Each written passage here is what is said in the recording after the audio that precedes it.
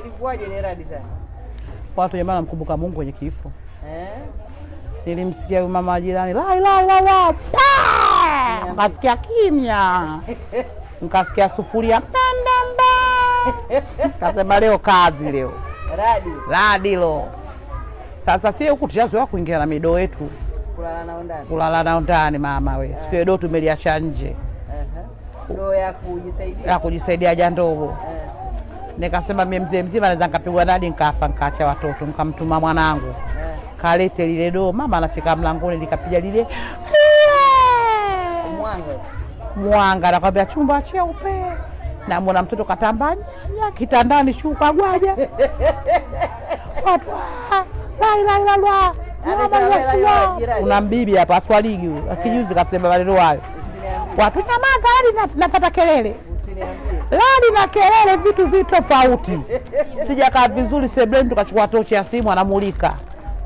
Nilisikia bonge la bao ule baba kapigwa la chogo.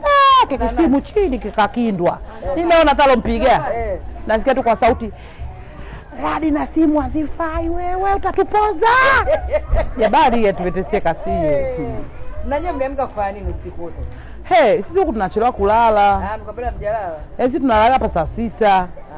Kwa hiyo mvua imeanza kwanza kama mungurumo kwanza kabla ya mvua. Kwa hiyo tumesikia mungurumo upande huu mama mbeba maji bati likaruka.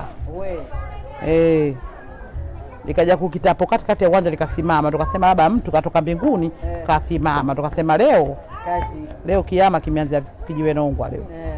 Kwa hiyo mama akawalilali kana anapiga kwenye lile tobo watu wanavoloa. Wewe hakuna alilala usiku wa taabu. Tukajikusanya kinywa, mimi nikachukua ile simu yangu kaenda kuificha chini ya uvungu, basi akanilenga lali pale. Sasa kulala na misimu kwenye kitanda. Nikasema isije kafanya mionzi, ikaja kunimanua mimi hapa, nikachukua familia yangu. Sasa kuna bibi mtu mzima kutwa, unajua watu wazima haja ndogo. Bibi afungua mlango anafunga, baba bibi usituponze. Lali naangalia gancha. Hiyo ndonga iliposimama akajua kama nchi ya kuzuia lali, katandikwa akatafutia kesi. Bibi akawa anatambaa mdogo. Haifai kila mtu asubuhi tunadisiana. Yaani mwanga unapiga shwa kama mchana. Unajikuta pale kitandana siku wetu tunajua mitandao yetu si mikubwa. Si kitanda na dirisha, kitanda kinapita dirisha. Kwa unashangaa kwenye makalio kama mwanga unakuja unashua kishuka unafunika. Kipazia na upepo mvua inavonyesha. Wewe acha.